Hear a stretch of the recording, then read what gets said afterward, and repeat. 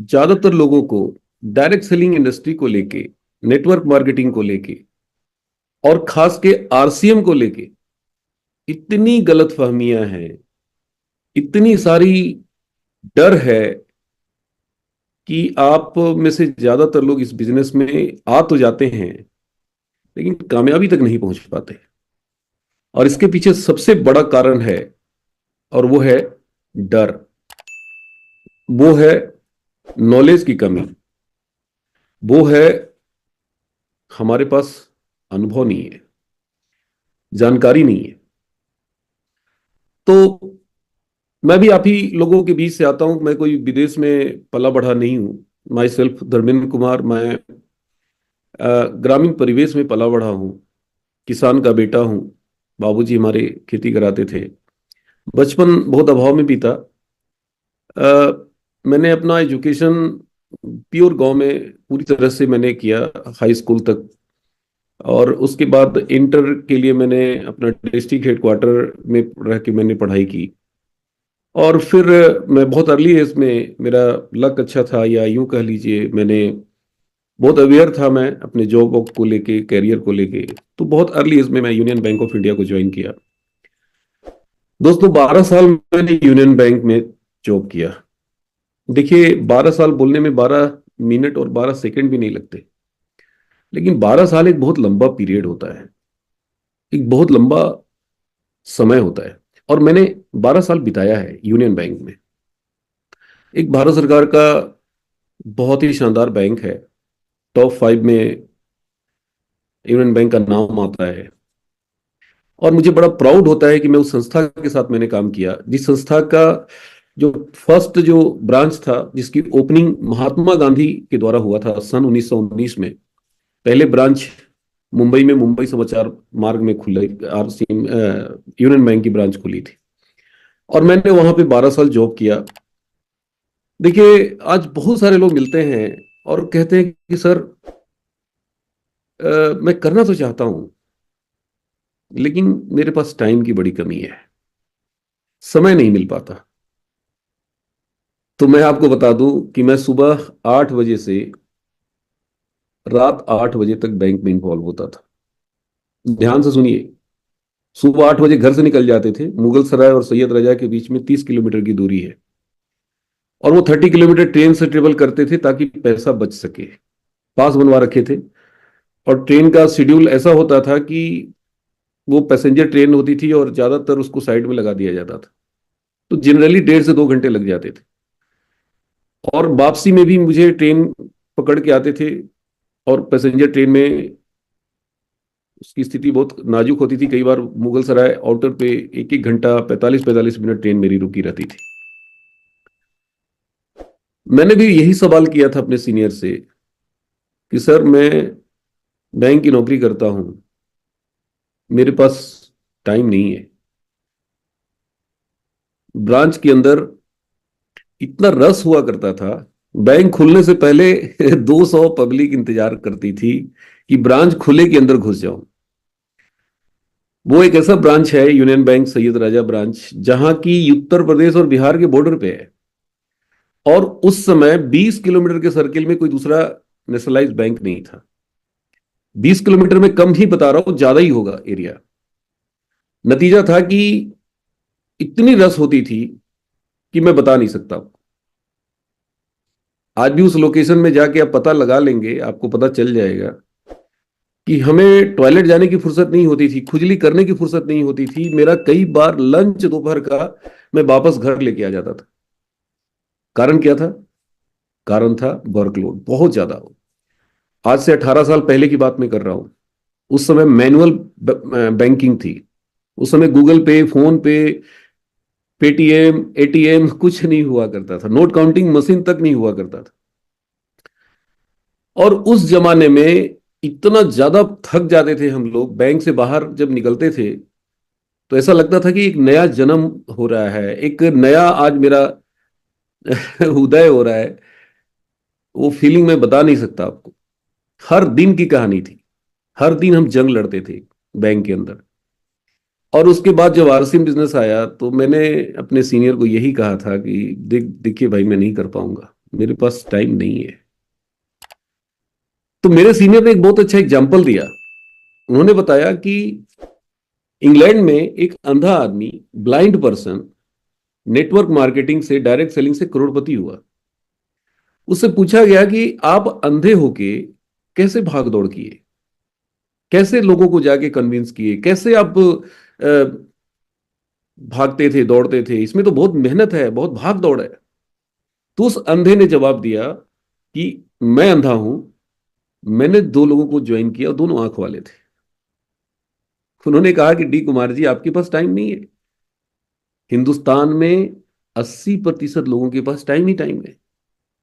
बस दो टाइम वाले को पकड़ लो और उनके दिमाग में भर दो आरसीएम, और वो कर जाएंगे और आप सफल हो जाओगे।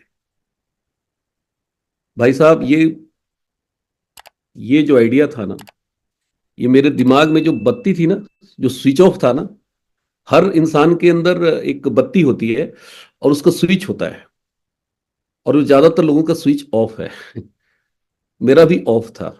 मेरे सीनियर ने उसको बटन दबा दिया, क्लिक कर दिया, और बस यही कॉन्सेप्ट मेरे दिमाग में घुस गया।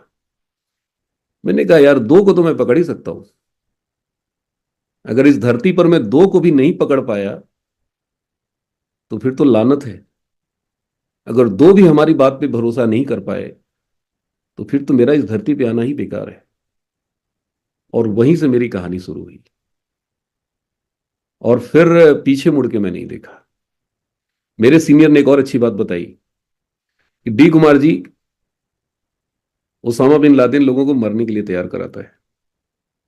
सोचिए कितना बड़ा मोटिवेटर है कि लोग उसकी बातों में आके शरीर में बॉम्ब बांध के पूछते हैं कि बताओ कहां उड़ाना है। आप दो लोगों को कामयाब होने के लिए तैयार नहीं करा सकते, दो लोगों को सफल होने के लिए तैयार नहीं करा सकते, दो लोगों को कार में आने के लिए तैयार नहीं करा सकते, दो लोगों को आप बिल्डिंग में नहीं ला सकते। हर आदमी पैसे के पीछे भाग रहा है, हर आदमी बिल्डिंग में आना चाहता है, हर आदमी कामयाब होना चाहता है। बस दो ही को तो पकड़ना है। देखिए दोस्तों, ये बातें तो बड़ी अच्छी थी और बहुत आसान थी, लेकिन मैंने बीड़ा उठाया कि दो को तो मैं कामयाब बनाऊंगा, ये मैं कर सकता हूं। और वहां से मेरी कहानी शुरू हुई। मुझे याद है बीसी छाबड़ा जी की ट्रेनिंग पटना में थी, और उस ट्रेनिंग को अटेंड करने के लिए मैं पटना गया था। और उसमें बीसी सर ने एक बहुत अच्छी बात बताई कि इस बिजनेस को अगर अपने लिए करोगे तो नहीं कर पाओगे, और अगर दो लोगों की कामयाबी के लिए काम करोगे तो तुम इतनी ऊंचाई पे चले जाओगे कि जिसकी कल्पना नहीं कर सकते हो। उन्होंने एक कहानी के माध्यम से बताई थी, मुझे आज भी याद है। उन्होंने बताया था कि एक लड़की थी, वो अपनी आराध्य देव की पूजा करने के लिए जंगल से फूल तोड़ने गई, और वहां पे एक संत तपस्या कर रहे थे। लड़की देख नहीं पाई और उस संत को पैर से ठोकर मार दी, जिसकी वजह से उस संत की आंखें खुल गई। और क्रोध में उस संत ने उस लड़की को श्राप दे दिया। क्या दिया श्राप? कि "ए लड़की, ए नादान लड़की, तू अंधी है, देख नहीं रही थी कि मैं तपस्या में लीन था, तेरी वजह से मेरी तपस्या भंग हुई है। मैं तुम्हें श्राप देता हूं कि तू जिस जिस लक्ष्य को पाने के लिए तू ये फूल तोड़ने आई है और पूजा करना चाहती है, तुम्हारा वो मुराद कभी पूरा नहीं होगा। तुम जीवन भर कुंवारी रहोगी, ये मेरा श्राप है।" वो लड़की बहुत उदास होकर रोने लगी, बाबा से बहुत माफी मांगी, लेकिन बाबा क्रोधित थे। फिर वो आई, अपनी माता से अपनी सारी वृतांत उसने सुनाई। उसकी माँ ने कहा, घबरा मत, बाबा ने तुम्हें श्राप दिया है ना, मुझे थोड़ी दिया है। मैं तेरे लिए पूजा करूंगी, मैं तपस्या करूंगी। उसकी माँ ने तपस्या करना शुरू किया, पूजा करना शुरू किया। भगवान प्रकट हुए, बोले, मांगो, तुम्हें क्या चाहिए। उसकी माँ ने कहा कि हे प्रभु, अगर आप मेरे ऊपर, आपकी कृपा है, मेरे से प्रसन्न है, मेरी तपस्या से, तो आप मुझे एक वर दीजिए। बोले, बोलो क्या चाहिए। बोले, मुझे वर दीजिए कि मुझे एक सुंदर सा दामाद चाहिए। बाबा, भगवान ने कहा, बस इतनी सी, लो मैं वर देता हूं, तथास्तु। अब इकलौती लड़की, उसकी वर मिलेगा तो किसको मिलेगा? लड़की को मिलेगा। ये कहानी उन्होंने बताई, बीसी सर ने। उन्होंने कहा कि जिस दिन आप अपने डाउनलाइन के लिए अपने आप को बलि चढ़ा दोगे, अपनी सारी इच्छाओं की बलि चढ़ा दोगे, अपने आराम की बलि चढ़ा दोगे, अपने स्वार्थ की बलि चढ़ा दोगे, अगर एक व्यक्ति को कामयाब बना दोगे, एक व्यक्ति को, तो फिर तुम कितनी ऊंचाई पे जाओगे इसका अंदाजा नहीं कर सकते। और दोस्तों, वो ट्रेनिंग मेरे जीवन की टर्निंग पॉइंट रही। मैं वहां से आया और मैंने संकल्प ले लिया कि अब प्रलय भी आ जाएगा तो भी मैं एक व्यक्ति की कामयाबी के लिए काम करूंगा, और एक नहीं, दो के लिए काम करूंगा। और वो मैंने शुरुआत की। मैं भूल गया कि मेरा क्या होगा। आज इंसान इतना कमजोर क्यों हो गया है? इतना डरपोक क्यों हो गया है? इतनी घबराहट क्यों होती है आरसीएम करने में? कारण क्या है? सबसे बड़ा कारण है कि इंसान अपने बारे में सोचता है। बीसी सर ने कहा था उस ट्रेनिंग में कि आज इंसान अगर 24 घंटे में 15 घंटा जागता है, अगर वो 18 घंटा जागता है तो सोचता है। और सोचता है तो क्या सोचता है? सिर्फ अपने बारे में सोचता है, अपनी सफलता, अपनी कामयाबी के बारे में सोचता है, अपनी चेक के बारे में सोचता है, अपनी इनकम के बारे में सोचता है। और यही कारण है कि वो जब आरसीएम में आता है तो उसकी सोचने की जो प्रवृत्ति है, उसकी सोचने की जो आदत है, उसकी सोचने की जो हैबिट बना हुआ है, यही हैबिट उसको यहां पे कामयाब होने नहीं देता। और जब तक ये हैबिट चेंज नहीं होगा, तब तक आप यहां पे, आपके लिए बहुत मुश्किल है। कहते हैं ना, man makes a habit and habit makes a man. इंसान बनाता है आदत, और वही आदत बनाता है इंसान को। हम लोगों ने इतनी बुरी बुरी आदतें बचपन से सीख लिया है ना, कि उन आदतों की हम गुलाम हो चुके हैं, उन आदतों के हम आदी हो चुके हैं। और उसको छोड़ना आज एक आम आदमी के लिए बहुत मुश्किल हो गया है। लेकिन मैंने प्रैक्टिस करना शुरू किया। जब जब मैं अपनी चेक के बारे में सोचता था, मुझे याद आ जाता था कि बीसी सर ने क्या बोला है। जब जब अपनी लेवल के बारे में सोचता था, जब जब अपने बारे में सोचता था, मुझे याद आ जाता था कि नहीं, अपने बारे में तो सोचना ही नहीं। और यहां से मेरी कहानी शुरू हुई। और आपको रियल बता दूं कि इंसान जब तक अपने बारे में सोचता है ना, वो इतना कमजोर होता है ना कि मैं आपको बता नहीं सकता। बहुत कमजोर होता है। लेकिन जिस दिन से आप दूसरों के बारे में सोचने लग जाते हैं, अपने डाउनलाइन के बारे में सोचने लग जाते हैं, अपनी टीम के बारे में सोचने लग जाते हैं, आप मानव नहीं रहते हैं, आप महामानव बन जाते हैं। आप कोई साधारण व्यक्ति नहीं रह जाते हैं, आप असाधारण बन जाते हैं। और फिर जो आपका मेहनत, आपका जो प्रयास होता है ना, वो इतना भीषण होता है ना कि मैं आपको बता नहीं सकता। और ये इस बिजनेस की आत्मा है। इस बिजनेस में कामयाबी का सबसे बड़ा मंत्र है। लेकिन इस मंत्र को लोग जानते भी हैं, मानते भी हैं, लेकिन अपनाते नहीं है। फर्क पड़ेगा अपनाने से। आप दो लोगों की जिम्मेवारी लीजिए, दो लोगों की कामयाबी की जवाबदेही लीजिए, रिस्पॉन्सिबिलिटी लीजिए।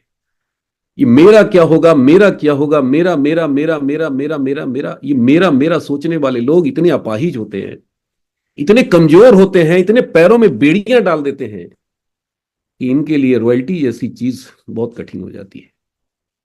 टेक्निकल बनना इनके लिए बहुत मुश्किल लगता है। इमराल्ड और स्टार इमराल्ड तो इनको पहाड़ पर चढ़ने जैसा लगता है। और रूबी और स्टार रूबी के बारे में तो कभी सोचते ही नहीं है। तो ये बहुत बड़ा मंत्र है। इस मंत्र को अपनाइए। अगर आप इस बिजनेस को बड़ा करना चाहते हैं तो इस मंत्र पे काम कीजिए। मैंने पार्ट टाइम इस बिजनेस में काम करना शुरू किया, पार्ट टाइम बैंक की नौकरी करते हुए। और मैंने बताया आपको कि कितना टफ जॉब था, आसान नहीं था। जॉब बहुत कठिन थी। आज मेरे को कोई बोलता है ना कि सर मेरे पास टाइम नहीं है, तो मैं अंदर से मुस्कुराता हूं। मैं कहता हूं, बेटा तू किसको गोली खिला रहा है? जो भर भर के गोली खाया है, उसको क्या गोली खिलाएंगे आप? टाइम नहीं है आपको, अभी ज्ञान नहीं है। What are you doing, you don't know. आप क्या कर रहे हैं आपको पता नहीं है, क्या करना है आपको ये भी नहीं पता है। ना तो टाइम की कमी है, ना तो आदमी की कमी है, ना तो इस बिजनेस में फेल्यूर है। सफलता की गारंटी है यहाँ। मोदी जी बोलते हैं ना, गारंटी गारंटी बार बार बोलते हैं। मैं बोलता हूँ आरसीएम में अगर ये इस तरह की गारंटी शब्द का इस्तेमाल हम लोग करने लग जाए ना, सारे के सारे लोग, कामयाबी की गारंटी है यहाँ। गारंटी है, गारंटी मैं बोल रहा हूं। लेकिन कुछ आदतों को बदलना होगा, कुछ तरीके को बदलना होगा, कुछ अपने अंदर परिवर्तन लाने होंगे, सोचने के तरीके को बदलना होगा। और यही सबसे कठिन काम है। तो छोटे छोटे काम करने, कोई बहुत बड़ा काम नहीं करना है, धीरे धीरे हम बदलेंगे। भाई जब हम बने नहीं है रातों रात, तो हम बदल कैसे जाएंगे रातों रात? भाई हमें बनने में 40 साल लगे, 45 साल लगे, कोई 25 साल के हैं, कोई 30 साल के हैं, तो 30 महीना तो लगेगा बदलने में, 3 साल तो लगेगा वक्त। और मैं तो बोलता हूं कि कुछ लोगों को बदलने में 10 10 साल लग जाते हैं। जो जितना जल्दी अपने आप को बदलेंगे, आरसीएम बिजनेस में कामयाबी उनकी उतनी जल्दी आएगी। मैंने पहले दिन से अपने आप को बदलना शुरू किया, सारी ताकत मैंने अपने आप पर लगाया। बैंक से निकलने के बाद मेरी इच्छा होती थी कि यार छोड़ो, आज रहने देते, बड़ा थकान हो गया, चलो घर चलते, कल चलेंगे फील्ड में, कल जाएंगे प्लान दिखाने। लेकिन तभी दिमाग में आती थी बात कि नो, पंडित जी कहते हैं अपनी टिप में, भूख भी होगी, खाना भी होगा, लेकिन खाने की इजाजत नहीं होगी। कौन, कोई बॉस थोड़ी होता है यहाँ। कौन मेरे को गाइड कर रहा था, कौन मेरे को कह रहा था कि धर्मेंद्र जी आपको 2 मीटिंग करना है, 2 लोगों से मिलना है? न तो मेरे अपलाइन मेरे साथ थे, न तो मेरी टीम थी मेरे साथ। जब मैं शुरू किया था मैं अकेला था। मेरा छोटा भाई आया था, ज्वाइन करा के चला गया, दोबारा आया ही नहीं, आज तक नहीं आया। लोग कहते हैं कि अरे अपलाइन का बड़ा बड़ा रोल होता है। मैं बोलता हूं भैया, अपलाइन गाइड करता है, वो दूर से रास्ता दिखाता है, करना तो खुद ही पड़ता है। मैंने स्टार्ट किया, और मैं आपको बताऊं, मेरे को सिखाने वाला इमीडिएट अपलाइन कोई नहीं था। बाद में हमारी अपलाइन सुजीत सर से मेरी मुलाकात हुई, मैंने मीटिंग में देखा था, बाद में उनके मैं करीब गया। एक बार सुजीत सर के लिए तालियां बजा दीजिए। सुजीत सर ने मेरे को दूर से गाइड किया। और आज भी मैं सर से हाथ जोड़ के प्रार्थना करता हूं कि सर आप बस हाथ बनाए रखिए, दूर से बनाए रखिए, बाकी तो काम मैं करूंगा सर। आप बाह भीम करो सर। भीम अकेला भारी पड़ता था 5 भाइयों में। वो जब लड़ता था ना अपने दुश्मनों से, तो अपने भाइयों को बोलता था तू लड़ मत, तू पीछे से बोल बाह भीम, बाह भीम। भीम पूछता था कि यार बाह भीम, उनके भाई लोग पूछते थे कि यार बाह भीम करने से क्या होता है? तो भीम कहता था कि मेरी ताकत दुगनी हो जाती, मेरे अंदर 100 हाथी का बल 200 हाथी का बल हो जाता है बाह भीम करने से। तो इस बिजनेस में भी मेरे सीनियर सुजीत सर ने मेरे को बाह भीम करना शुरू किया, दूर से किया, करीब मैंने नहीं आने दिया। मैंने सुजीत सर की होम मीटिंग कभी नहीं कराई, मैंने कभी इंडिविजुअल को आज तक प्लान नहीं दिखवाया सुजीत सर से। और ज्यादातर लोग मैंने देखा है बैसाखी पकड़ के चलते हैं आरसीएम में। अपलाइन क्या है, बैसाखी है। मैं ये नहीं बोलता हूं कि आप मत पकड़ो बैसाखी, मैं ये नहीं कहता हूं कि आप मत करो, लेकिन जितना कम से कम अपलाइन का सहयोग लेंगे, उतनी ऊंचाई पे जाएंगे। कहते ना, जिनके अंदर अकेले चलने का मादा होता है, जिनके अंदर अकेले चलने की हिम्मत होती है, उनके साथ कारवां चलती है। महात्मा गांधी का कोई अपलाइन नहीं था, वो अकेले चलने का उन्होंने जिद की, अकेले चलने का साहस था उनके अंदर। हमारी कंपनी के ओनर आदरणीय टीसी छावड़ा जी का कोई अपलाइन नहीं। एक बार जोरदार तालियां बजा दो उनके लिए। डीसी छावड़ा जी का कोई अपलाइन नहीं था, केसी छावड़ा जी के कोई अपलाइन नहीं थे। सुरेंद्र वत्स जी ने अकेला चलना शुरू किया, सुजीत कुमार सिंह जी ने अकेला चलना शुरू किया।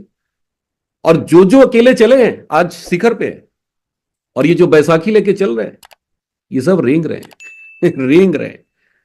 तो भाई साहब, अगर उड़ना चाहते हैं, लिखिए डायरी पे, अपलाइन का सहयोग कम से कम लीजिए, कम से कम लीजिए। मैं ये नहीं कहता कि मत लीजिए, लेकिन जितना कम से कम। बार बार दिमाग लोगों का मैं देखता हूं अपलाइन की तरफ जाता है, अरे मेरा अपलाइन ठीक नहीं है, अरे मैं बड़ा गलत जगह जुड़ गया हूं, अरे क्या कहूं सर, मेरा तो किस्मत खराब है। अरे क्या यार, भैया अकाउंट में चेक मेरे आते हैं, स्टार रूबी मैं बना हूं, कोर लीडर मैं बना हूं, पूरे इंडिया में रिकॉग्निशन मेरा हुआ है, यूट्यूब पे वीडियो की भरमार, डी कुमार आरसीएम मेरे भरे पड़े हैं। आप कहते हैं कि सर अपलाइन कर दे सारा काम। तो अपलाइन जब करेगा तो फिर आपके लिए थोड़ी करेगा, वो तो अपने लिए करेगा। अगर आपको उस जगह पे जाना है तो आपको संघर्ष करना पड़ेगा, आपको फील्ड वर्क करनी पड़ेगी, आपको धक्के खाने पड़ेंगे, आपको पसीना बहाना पड़ेगा, आपको संघर्ष करना पड़ेगा। ये अपलाइन अपलाइन अपलाइन बार बार जो दिमाग में जाता है ना, ये हमें निकालना पड़ेगा। देखिए, क्या पता कुछ लोगों को मेरी बातें अच्छी नहीं लग रही होगी, लेकिन फैक्ट तो मैं बताऊंगा भाई। और फैक्ट यही है, अपने सीनियर्स से सीखिए। उनका इस्तेमाल मत करिए, सीनियर का इस्तेमाल मत करिए, उनके नॉलेज का इस्तेमाल करिए, उनके अनुभव का इस्तेमाल करिए। वो जो कहते हैं ना, उनके एक एक शब्द को ध्यान से सुनिए और अपने जीवन में उतारिए। देखिए चमत्कार होता है कि नहीं। तो मेरी कारवां शुरू हुई, मैंने संघर्ष किया, स्ट्रगल किया, और अपने दो लोगों को सफल करने में अपनी सारी ताकत लगा दी। कई मित्र हैं मेरे से पूछते हैं कि यार डी कुमार, यूनियन बैंक को रिजाइन क्यों कर दिया। मेरी पार्ट टाइम में 77,000 की चेक थी, पार्ट टाइम में नौकरी करते हुए। लोग कहते हैं कि यार तुम तो स्टार पर हो गए थे जॉब करते हुए, क्या जरूरत थी यार नौकरी छोड़ने की। तो मैं एक ही बात बोलता हूं कि बीसी छावड़ा जी एक बहुत अच्छी बात कहते हैं कि जो दूसरों को खाना बना के खिलाना सीख जाता है ना, वो खुद कभी भूखा नहीं रहता है। जो दूसरों के लिए जीते हैं ना, उनके लिए भगवान ईश्वर रास्ता बनाता है, हमेशा याद रखिए। गांधी जी ने अपने बारे में कभी सोचा ही नहीं। अगर वो सोचे होते ना, उनकी जीवनी आप पढ़िए, सत्य के प्रयोग, मैंने 2 वॉल्यूम उनकी है और मैंने दोनों वॉल्यूम पढ़ा है। जब साउथ अफ्रीका में वो गए थे ना, और जब वहां से वापस इंडिया आ रहे थे, तो उनको पता है कितना सोना मिला था गिफ्ट में? 32 टन सोना मिला था। उनकी पत्नी जिद कर ली कि ये सारा सोना हम इंडिया ले चलेंगे और ये हम अपने बच्चों का भविष्य बनाएंगे, इस सोने से हम कारोबार शुरू करेंगे। गांधी जी ने कहा कि अगर इसमें से 1 तोला भी उठाई हो ना, तो हमारा तलाक हो जाएगा। गांधी जी ने कहा था। 2 दिन तक उनकी पत्नी और उनके बीच में झगड़ा हुआ था। उन्होंने कहा कि ये पूरा का पूरा 32 टन सोना मेरा नहीं है, यहाँ के लोगों ने मुझे दिया है, क्योंकि मैं उनके लिए लड़ाई लड़ी है। वहां काले गोरे की जंग हो रही थी, और उन्होंने पूरा का पूरा 32 टन सोना वहां की अफ्रीकी जो नेशनल कांग्रेस थी उसमें उन्होंने डोनेट कर दिया। बहुत लोगों को ये सब पता नहीं है, और जिनको पता नहीं है वही गांधी जी के बारे में अनाप शनाप बोलते रहते हैं, पता नहीं क्या क्या बोलते रहते हैं। 32 टन सोना समझते हैं? 32 तोला तो कोई छोड़ता नहीं जी, 32 ग्राम तो कोई छोड़ने के लिए तैयार नहीं है, पता नहीं मर्डर कर देते हैं लोग। और वो 32 टन सोना छोड़ के आए थे उस जमाने में, साउथ अफ्रीका से इंडिया में, और पूरी जिंदगी उन्होंने संघर्ष किया था। तो जीवन में आप ऐसे ऐसे लोगों की जीवनियां पढ़िए ना, बताया तो जाता है। दिक्कत क्या है, हम लोग पढ़ते नहीं है, और पढ़ते नहीं है इसलिए त्याग की भावना नहीं है, कीमत चुकाना नहीं चाहते। आरसीएम में सफलता चाहिए लेकिन कीमत नहीं चुकाएंगे, अपने कंफर्ट से कोई कंप्रोमाइज नहीं। घर का खाना, घर में सोना, घर में रहना, घर में उठना, घर में बैठना, और कहेंगे सर आरसी में कुछ होता ही नहीं। सुबह निकलेंगे, जाके किसी पिकअप सेंटर में बैठ जाएंगे। कई पिकअप सेंटर वाले हमारे बंडरवर्ल्ड क्यूब वाले बेचारे कहते हैं कि सर क्या करूं सर, मैं तो ऊब गया हूं, इनका चेहरा देख देख के मैं पक गया हूं। इनको कोई मिलता ही नहीं है, हमारे पास आ जाते हैं। अरे भाई साहब, बकस दीजिए, पीयूसी वाले को बकस दीजिए, जाइए, मैं मना नहीं करता, लेकिन वहां पे उनका कारोबार बढ़ाइए, जाके वहां पे जाके उनकी परचेजिंग करवाइए, लोगों को लेके जाइए, न कि उनकी कुर्सी बैठ के तोड़िए। उनका पानी पीजिए, उनका चाय पीजिए। हमें फील्ड में रहना है, हमें होम मीटिंग करनी है, हमें लोगों से 1 to 1 मिलना है। देखिए सबको पता है, सब जानते हैं कि क्या करना पड़ता है, लेकिन हम जाते नहीं है, हम करते नहीं। क्यों नहीं करते हैं? डर है। पहला डर क्या है? सामने वाला ना कर दिया तो। कई लोग मेरे से कहते हैं कि सर हमें डर लगता है। क्या डर लगता है भाई? तो सर डर लगता है कि हमें इतना निगेटिव बात बोलते हैं ना सर, मैं डर से सुन नहीं पाता हूं, कहीं हम निगेटिव ना हो जाए। भैया एक चीज बताइए, आप चले हैं सांप पकड़ने। सांप क्या करता है, बड़ा जहरीला होता है। कई बार ऐसा डंक मारता है ना कि सपेरा ही मर जाता है। तो आप चले हैं सांप पकड़ने, और सांप के जहर से अगर आपको डर लगता है, तो आप तो भैया सपेरा नहीं बन पाओगे। आपको सपेरा बनना है। तो सपेरा क्या करता है, वो ये सोच के जाता है कि ये डंक मारेगा और मारेगा तो जहर भी चढ़ेगा। हमें उस जहर से बचना है। तो अपने आप के अंदर इतनी ताकत पैदा करनी पड़ेगी, इतना गट्स पैदा करना पड़ेगा कि हमें हर हाल में फील्ड में रहना है, लोगों की ना सुनने की आदत डालनी है, लोगों से टकराना है। मैं तो ढूंढता हूं यार, रियल में बता रहा हूं, मैं ढूंढता हूं कि कोई तो मिले जो मेरे से निगेटिव बात करे। और ये आज की बात नहीं कर रहा हूं, right from very first day. मुझे लोगों से ना सुनने में बड़ा मजा आता है। और आज की बात नहीं कर रहा हूं, राइट फ्रॉम फर्स्ट डे। अरे हमें पता चल चुका है कि आरसीएम में सफलता की अंबार है। हम देख चुके हैं, हर दिन यहां पे कोर लीडर आ रहे हैं, हर दिन यहां पे सफल लोग आ रहे हैं।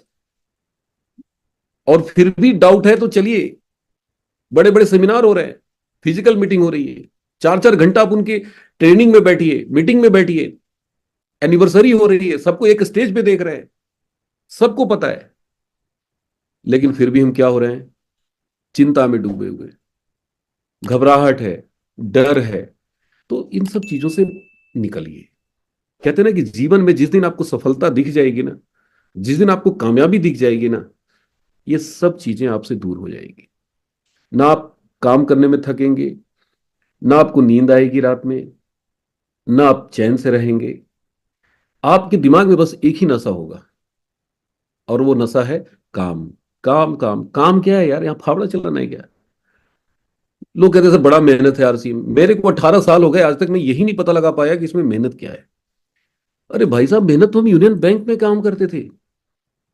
कई मीटिंग सेमिनार में मैंने बोला है कि मैं गधे की तरह काम किया करता था बैंक में, गधे की तरह। ध्यान से सुनिए, सुबह बैंक में घुसते थे ना, कब शाम हो जाता था ना पता नहीं चलता था। इतना मेहनत हमने किया है, और एक दिन नहीं किया है, एक हफ्ते नहीं किया है, 12 साल किया है भाई साहब।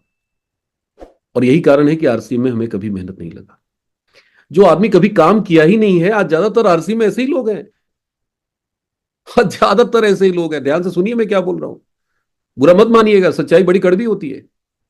जो कभी मेहनत किया ही नहीं है, अब उसको बताया जाता है सर आरसी में प्लान दिखाओ। अब उसको प्लान दिखाने में बड़ा मेहनत सर, लिखना पड़ता है, बड़ा हार्ड काम है। अरे भाई साहब, बैंक में मैं कितना लिखता था आपको पता है? एक पेन की रिफिल 3 दिन से ज्यादा नहीं चलता था, 3 दिन में रिफिल खत्म। 3 दिन समझते हैं ना, एक रिफिल 3 दिन में खत्म। महीने में कितना रिफिल? 10 रिफिल। 12 साल में कितना रिफिल खत्म किए होंगे? 120 रिफिल खत्म किए होंगे। भगवान कसम, आरसीएम में पिछले 18 साल में ना 10 रिफिल खत्म नहीं किए। मुझे झूठ बोलना नहीं आता। 10 रिफिल खत्म नहीं किए, प्लान दिखाने में स्टार रूबी बन गए। 120 रिफिल जिस दिन खत्म कर देंगे ना, इस हिंदुस्तान में खड़ा होने के लिए लोगों को मेरे सामने ना 10 बार सोचना पड़ेगा। 12 साल जितना बैंक ने काम करवाया है ना, मैं उसकी बात बता रहा हूं आपको। और आप कहते हैं कि मेहनत है। अरे मैं बता रहा हूं भाई साहब, मैंने 10% भी काम नहीं किया जितना बैंक ने मेरे से करवाया। लेकिन अफसोस है कि यहाँ पे काम करने वाला आदमी काम ही नहीं करता, उसको समझ में ही नहीं आता आरसीएम में। प्रॉब्लम तो यही है। वो गधे की तरह वहां इतना खटता है ना, इतना खट लेता है, इतना खट लेता है, और इतना कम उसकी सैलरी होती है। उसको लगता है कि यार 15 20 हजार 25 हजार के लिए इतना मेहनत है, तो 1 लाख 2 लाख के लिए पता नहीं कितना मेहनत होगा आरसीएम में। और यही कारण है कि यहाँ पे लोग हाथ पांव नहीं मारते। वो हमारे एक सीनियर कहा करते थे ना कि कठिन कठिन कठिन कठिन इतना लोगों ने काम किया है, कुछ लोगों ने इतना कठिन कठिन काम कर लिया है कि कठिन काम करने की आदत पड़ गई है। और ऐसी आदत पड़ गई कि आदत न बदलने की आदत पड़ गई। अब हमारे साथ जो लोग काम कर रहे हैं, ये कौन लोग हैं? ज्यादातर वही लोग हैं जिन्होंने कठिन परिश्रम, नहीं किया है। देखो सच्चाई बड़ी कड़वी होती है, मुझे पता है कुछ लोग को बड़ी चुभ रहा होगा, अच्छा बड़ा डी कुमार मेहनत की बात करता है, बहुत बैंक में काम किया, अच्छा हमें पता है सत्य बहुत कड़वा होता है, बुलेट जैसी लगती है, लेकिन सत्य को मानो। आपने दुनिया नहीं देखी है भाई साहब, कितना लोग मेहनत करते हैं ना, ज्यादातर लोग यहाँ पे वैसे ही है। रैग पीकर, हम लोग रैग पीकर वाला काम कर रहे हैं। रैग पीकर क्या होता है? Do you know what is rag पीकर? रैग पीकर बोलते हैं जो कूड़ा बीनता है। कूड़ा देखा है?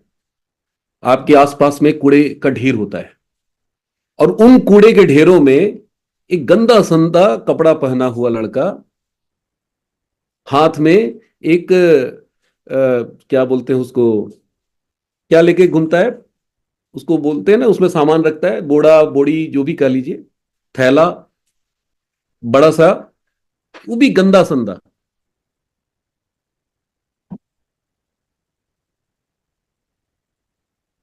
अब सोचिए कूड़ा में वो क्या छांटता है। लोग कूड़ा क्यों फेंकते हैं? किसी काम की चीज नहीं होती, उसको लोग कूड़े में डाल देते हैं। और कूड़ा में से वो लड़का गंदा संदा कपड़ा पहना हुआ क्या छांटता है? वो अपने काम का चीज छांटता है। उसको बोलते हैं रैग पिकर। अभी आप में से ज्यादातर लोग रैग पिकर वाला काम कर रहे हैं। देखो मैंने क्या किया, मैं स्टेट बैंक के चीफ मैनेजर एसपी वर्मा साहब को पकड़ा। मुझे पता था कि यार ये आदमी जिस दिन चल पड़ा ना तूफान खड़ा कर देगा। मैंने यूनियन बैंक के राजकुमार जी को पकड़ा, मैंने अजीत प्रताप सिंह जी को पकड़ा, ऑलरेडी पहले से अच्छे खासे फैमिली से हैं। मैंने सुशील कुमार सिंह को पकड़ा, जेट एयरवेज में जॉब करते थे, आज रूबी अचीवर है। मैंने पकड़ा नीरज कुमार सिंह जी, संजीव कुमार सिंह जी, बड़ी बड़ी हस्तियों को मैंने पकड़ा। मैं रैग पिकर वाला काम मुझे पता था। ये रैग पिकर बन के करेंगे ना तो जिंदगी बीत जाएगी, दाल रोटी मुश्किल हो जाएगा। तो रैग पिकर वाला काम नहीं करना है हमें। हमें बड़े लोगों के पास जाना है, हमें सक्सेसफुल लोगों के पास जाना है, हमें उन लोगों के पास जाना है जो पहले से जिनका इनकम आ रही हो, जो अच्छे लेवल पे हो, अच्छे घर से हो। देखो इसको अन्यथा मत लेना। Think like a professional, work like a professional, and do like a professional. जिंदगी में अगर आप प्रोफेशनल नहीं बनोगे ना, आप इस बिजनेस में सफलता नहीं मिलेगी। प्रोफेशनल बनना पड़ेगा आपको। मैंने बुक्स में बहुत अच्छी लाइन पढ़ी थी कि इमोशन से रिलेशन चलते हैं, इमोशन से रिलेशन चलते हैं, जिंदगी नहीं चलती है। जिंदगी चलाती है प्रोफेशन, और प्रोफेशन आपका आरसीएम है। और आरसीएम बिजनेस को आप as a career, career profession क्या होता है? हमारा कैरियर है। And no compromise with career, no compromise with profession. Profession से कोई समझौता नहीं, कोई दोस्ती नहीं भैया, कोई रिश्तेदारी नहीं। जब तक आप प्रोफेशनलिज्म हम नहीं सीखेंगे ना। सुजीत सर एक बहुत अच्छी कोटेशन बोलते हैं कि आरसीएम हमारा इमोशन है, हम आरसीएम से जुड़े हैं, आरसीएम हमारा सम्मान है, आरसीएम हमारा स्वाभिमान है। ये इमोशन है हमारा, हमारी जिंदगी है आरसीएम। हम इमोशनली अटैच्ड हैं आरसीएम से, लेकिन जब हम काम करते हैं, जो हम प्लानिंग करते हैं, वो हमारा प्रोफेशनल होता है। हम ये नहीं करें कि इमोशन को खत्म कर दीजिए, इमोशन से तो पूरी दुनिया चल रही है, इमोशन खत्म कर देंगे तो फिर पैसा कमा के क्या करेंगे, फिर कामयाबी किसके लिए हम कर रहे हैं? बट प्रोफेशन में इमोशन मत लाइए। प्रोफेशन में इमोशन का कोई जगह नहीं है। दोनों नदी के दो किनारे हैं, ये दोनों नहीं मिल सकते आपस में। इनको मिलाने की कोशिश करेंगे बर्बाद हो जाएंगे। बहुत इंपॉर्टेंट चीज मैं बता रहा हूं, जब काम करना होता है ना, तो मेरे बेटे का भी फोन आता है तो मैं रिसीव नहीं करता, मेरी वाइफ का भी फोन आता है ना मैं रिसीव नहीं करता, मेरी माता जी का फोन आता है मैं रिसीव नहीं करता। मेरे लिए काम टॉप प्रायोरिटी है, सबसे इंपॉर्टेंट है काम। अभी मैं मीटिंग कर रहा हूं तो सिर्फ मीटिंग कर रहा हूं। No, no relation, no compromise with my profession, कोई समझौता नहीं। सतीश पंडित जी अपनी टेप में बोलते हैं कि हम लोग बड़े इमोशनल हैं, हर जगह इमोशंस को ले आते हैं। वो कहते हैं कि एक लड़का विदेश पढ़ने जाता है, यहां उसकी मौसी की बेटे की शादी है, आएगा शादी अटेंड करने, संध्या दीदी थोड़ा बोलो आप भी। नहीं आएगा आवाज। मैडम, नहीं आएगा। हाँ। नहीं आएगा। क्यों नहीं आएगा? इसका इम्पोर्टेंट, आने जाने में खर्चा, छुट्टी वगैरह बहुत सी चीजें हैं। बिल्कुल सही है। उसको पता है कि घर वाले बड़ी मुश्किल से एक बार हमको भेजे हैं फॉरेन, डॉक्टरी की पढ़ाई करने के लिए जमीन बेच के भेजे हैं। अगर हम गलती से मौसे की बेटी की शादी में चले गए तो दोबारा नहीं आ पाएंगे, पूरा कैरियर चौपट हो जाएगा। यहां लोग आरसीएम की मीटिंग छोड़ छोड़ के शादी अटेंड करने जाते हैं। दीदी सही बोल रहा हूँ गलत बोल रहा हूँ, होता है या नहीं बिल्कुल होता गुरुदेव, बोलो? बिल्कुल बिल्कुल हाँ। सही कहा गुरुदेव आरसीएम, आप। आरसीएम उनके लिए दोयम दर्जे का काम है। शादी अटेंड करना उनके लिए टॉप प्रायोरिटी है। भाई साहब 18 साल में मैंने कोई शादी अटेंड नहीं की, किसी रिलेटिव की शादी अटेंड नहीं की। बड़े भाई की बेटी की शादी थी, बारात आ रहा था और मैं वहां जाके मीटिंग करने के लिए गया था, मीटिंग करके लौट रहा था अपनी कार से। मेरे सारे रिश्तेदार, गांव के लोग, सभी मेरी तरफ उंगली उठा के बोल रहे थे, अरे ये लड़का बाहर जा रहा है, दुनिया शादी में घर आता है और ये बाहर जा रहा है, कैसा लड़का है ये? बड़े भाई मेरे मुस्कुरा रहे थे, बोले यार इसको जाने दो, क्योंकि बड़े भाई मेरे साथ आरसीएम कर रहे हैं, अभी इमरान अचीवर एसबी शर्मा। उस शादी में जो सबसे बड़ा अमाउंट था ना, मैंने दिया था, जिसकी वजह से शादी हो रही थी। और ये बात सिर्फ बड़े भैया को पता था, बाकी किसी को पता नहीं था। हर शादी के लिए पैसा इंपॉर्टेंट था। मैं वहां पे नहीं रहा तो भी शादी हुई। सतीश पंडित जी कहते हैं कि आप जिस शादी में नहीं जाएंगे ना, वो शादी आपके लिए पोस्टपोन नहीं होगा, कैंसिल नहीं होगी, वो शादी होगी। लेकिन जिस मीटिंग में आप छोड़ के जा रहे हैं ना, वो मीटिंग दोबारा नहीं होगी, वो लीडर दोबारा नहीं आएंगे। वो जो अपना अनुभव और अपना जो एजुकेशन देने आ रहे हैं ना, वो आपके लिए स्पेशल नहीं आने वाले। लेकिन हम लोग नहीं समझते इन चीजों को। हमें तो शादी जरूरी लगता है ना, तो भैया आप शादी भी अटेंड करेंगे, पार्टी भी मनाएंगे, आरसीएम में रॉयल्टी भी चाहिए, टेक्निकल भी चाहिए, नहीं हो पाएगा। कीमत तो चुकानी पड़ेगी आपको। सतीश पंडित जी कहते हैं कि वो जो विदेश में डॉक्टर की पढ़ाई करने गया है ना, उसकी मां मर जाती है ना तो भी नहीं आता, जो रोता है वहीं बैठ के, अपनी मां से उसको बहुत प्यार है। उसको पता है कि अब मेरी मां वापस नहीं आएगी दोबारा, लेकिन फिर भी नहीं आते, क्योंकि कैरियर और फ्यूचर।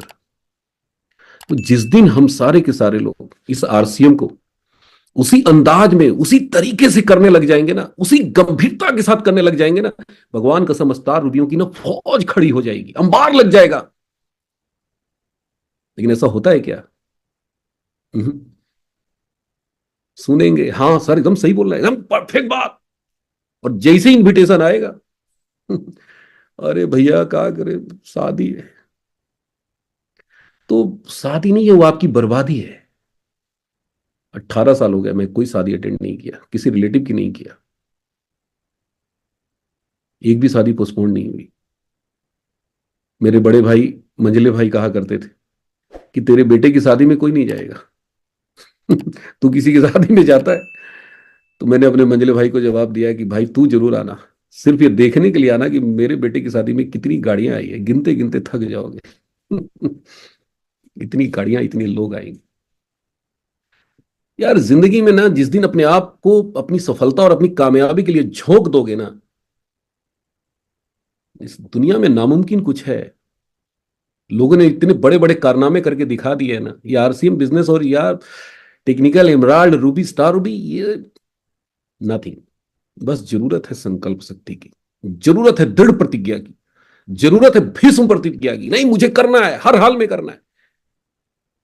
और अपने आप से, किसी और से नहीं, डाउनलाइन से नहीं, अपलाइन से नहीं, कंपनी से नहीं, अपने आप से। और जिस दिन आपने कमिटमेंट कर लिया, जिस दिन प्रतिज्ञा ले लिया, आपको सारे काम आसान लगने लगेंगे।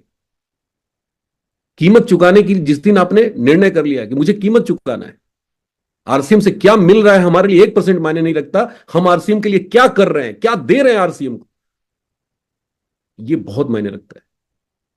लेकिन दिक्कत क्या है, हम तो 4 कदम चलते हैं और पीछे मुड़ के देखते हैं, एनालिसिस करते हैं, अरे यार इतना तेल में खर्च हो गया, सुबह से शाम इतना पसीना बहाए, दिन भर दौड़े, कोई जुड़ा ही नहीं, कुछ हुआ ही नहीं। तो ऐसे थोड़ी होता है भाई साहब, बिजनेसमैन ऐसे थोड़ी करता है।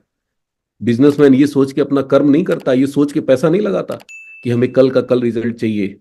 वो ये सोच के करता है कि 10 साल बाद क्या मिलेगा, 5 साल बाद क्या मिलेगा, और ये सोच करके वो इन्वेस्ट करता है, पूरी ताकत से काम करता है, पूरे जुनून के साथ काम करता है, और इसीलिए 5 साल के बाद वो शिखर पे चला जाता है। इस बिजनेस में भी आप तत्काल लाभ, तत्काल सुख छोड़िए, उसके लिए काम मत करिए।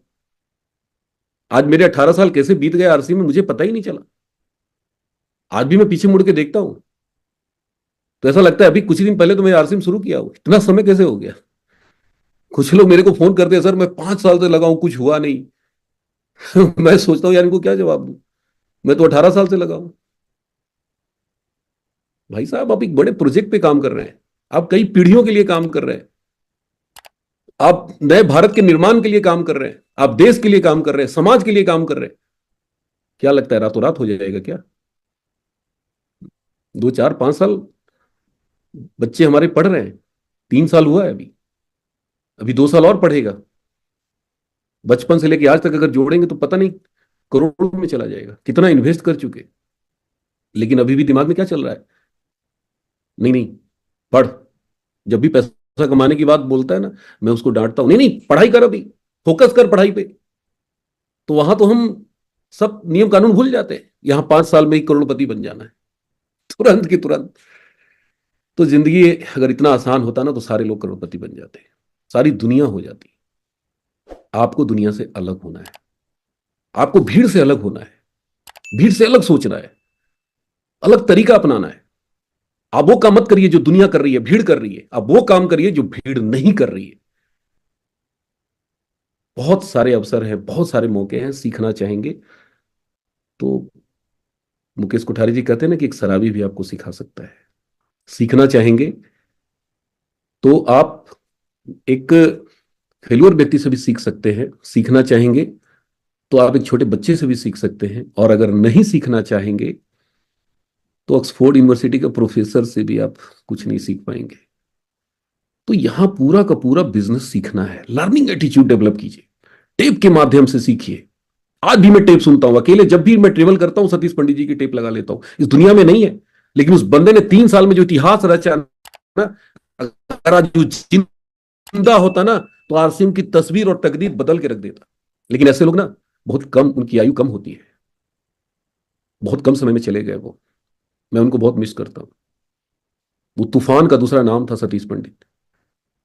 उनकी टेप सुनता हूं ना, ब्लड प्रेशर हाई हो जाता है, दिमाग का नस नस झकझोर देते हैं पकड़ के। तो हम यूट्यूब पे जाएंगे, कई लोग कहते हैं मेरे को कि सर सुनने के लिए जाता हूं, टाइप करता हूं सतीश पंडित एस ए, जैसी ऐसे डालते सपना चौधरी आ जाती है। अब सपना चौधरी आ जाती है तो कब सपना चौधरी को देखने के चक्कर में डाइवर्ट हो जाते हैं, पता नहीं कहां कहां चले जाते हैं। चले थे सतीश पंडित जी को सुनने और भटक गए। तो भटकाने वाली शक्तियां हमारे चारों तरफ है, इर्द गिर्द अगल बगल हमारे मोबाइल में है, हमें बचना है। अर्जुन की निगाह जैसे मछली की आंख थी, वैसे आप अपनी निगाह, मिशन मार्च चल रहा है, पिन चेंज करना है, लेवल चेंज करना है, पहला टारगेट बनाइए। बहुत सारे लोग मेरे वाइटल पे हैं, ओपनर पे है, पिछले 3 साल से ओपनर पे ही है। ईगल पे है तो 3 साल से ईगल पे है। 2 साल से पता चला कि वो 2 साल पहले फाउंडर गोल्ड हुए थे, अभी भी फाउंडर ही लगा हुआ है। अरे भैया कंपनी ने सारे टर्म्स कंडीशन हटा दिए, अब फाउंडर का सिस्टम खत्म हो गया। अब एक बार गोल्ड कीजिए, गोल्ड का पिन मिलेगा, पिन लगा के घूमिए। एक बार आपने स्टार गोल्ड कर लिया, स्टार गोल्ड की पिन मिलेगी। एक बार अगर प्लेटिनम कर लिया, प्लेटिनम की पिन मिलेगी। एक बार स्टार प्लेटिनम कर लिया, स्टार प्लेटिनम की पिन मिलेगी।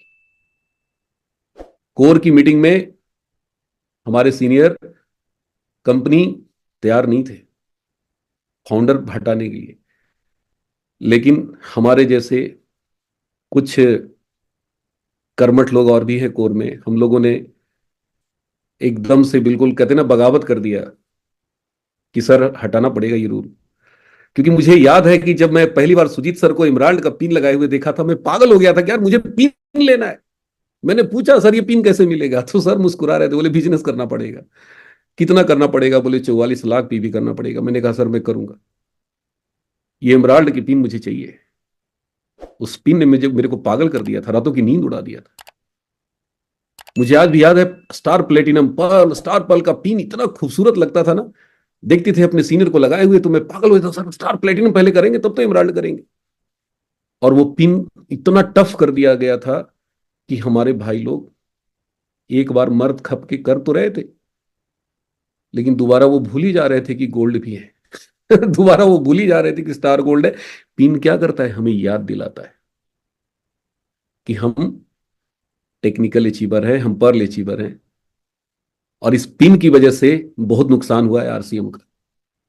देखिए मैं खुद ये निगेटिव शब्द है लेकिन मैं आप लोग के बीच में बोल रहा हूं, और इसीलिए हम लोगों ने लड़ाइयां लड़ी, स्पेशल लड़ाई लड़ेगी नहीं सर ये हटाना पड़ेगा रूल। और कंपनी को एहसास कराए, सीनियर्स को एहसास कराए, और सभी सीनियर्स ने माना इस चीज को। और इतनी बड़ी ये चीज, इतनी बड़ी बाधा दूर करवाया ना जिसकी आप कल्पना नहीं कर सकते। तो ये मौका है, मार्च, मिशन मार्च, तोड़ दीजिए सारी बाधाओं को, चेंज कीजिए अपने लेवल को, पिन अचीव कीजिए, अपने सीने पे लगा के घूमिए। फिर देखिए आपकी चमत्कार आपके अंदर कितना जबरदस्त होता है, आपकी शक्ति में कितनी जबरदस्त जागृति आएगी, आपके शब्दों में गजब की ताकत आएगी। तो मौका है, अवसर है, चूकना नहीं है। मेरे ख्याल से टाइम अलाउ नहीं कर रहा है, बातें बहुत है, आप सुनते रहेंगे, पूरी रात में करता रहूंगा। हर दिन इतना संघर्ष किया हूं ना कि एक एक दिन की अगर वाक्य मैं बताने लग जाऊंगा ना तो इतनी मोटी मोटी किताबें लिख दी जाएगी। एक एक दिन की बात मैं बता रहा हूं। पंडित जी कहते हैं ना कि आपको सब कुछ मिले लेकिन आसानी से ना मिले। आसानी से ना मिले। जब तक धक्के नहीं खाएंगे, जब तक गिरेंगे नहीं बार बार, जब तक रगड़ैया नहीं होगा ना, तब तक आप इस जगह पे आने का आपको मजा नहीं मिलेगा। तो आज यस की तरफ से मुझे आज मौका मिला, मैं अपने समस्त गुरुजनों को बहुत बहुत धन्यवाद, आभार प्रकट करता हूं, धन्यवाद देता हूं कि सर आपने आज मुझे मौका दिया। मैंने कुछ शब्द निगेटिव भी बोले हैं, मैं माफी मांग लूंगा सर लोगों से। क्या है कि आप लोगों के लिए लड़ाई लड़ने में बहुत मजा आता है। मैं लड़ जाता हूं ऊपर भी। तो कई बार कुछ चीजें होती है जो हमें लगता है कि नहीं ऐसा हम लोगों के साथ था, तो भाई देखिए फीलिंग जो होती है ना, लोगों को सोचने का तरीका वो बदलता नहीं है। ठीक है समय बदल चुका है, लोग कहते हैं सर टाइम चेंज हो गया है। अरे समय बदल गया है, कंपनी में बहुत सारे प्रोडक्ट आ गए, लेकिन वो जो भाव है वो कैसे बदल जाएगा। आज से 200 साल पहले बाप बेटे के बीच में जो भाव होता था आज भी वही भाव है। ऐसा थोड़ी है कि समय बदल गया तो भाव बदल गया। भाव नहीं बदलता, फीलिंग्स नहीं चेंज होती है। तो ये पिन को लेके जो फीलिंग्स है ना, ये वापस से अपने अंदर पैदा कीजिए। दिन रात विजुअलाइज कीजिए कि मेरे सीने पे पिन लगा है, मैं गोल्ड बन चुका हूं। ये पिन में बड़ी ताकत होती है। मुझे याद है पहली बार सुरेंद्र वंश जी ने मेरे को बोला था कि धर्मेंद्र जी मैं स्टार प्लेटिनम का पिन नहीं लगाता था। तो बोले क्यों नहीं लगाते, मैं बोला सर मैं डायरेक्ट इमराल्ड का लगाऊंगा। सुजीत सर का पिन मैं लगाऊंगा। तो बट साहब ने मेरे को समझाया, बोला ये गलत तरीका है, जो भी मेरे पास है मेरे लिए खास है, इस पिन को लगाओ, देखो ये इमराल्ड तक कैसे लेके जाएगा। ये अचीवमेंट है, आपकी उपलब्धि है।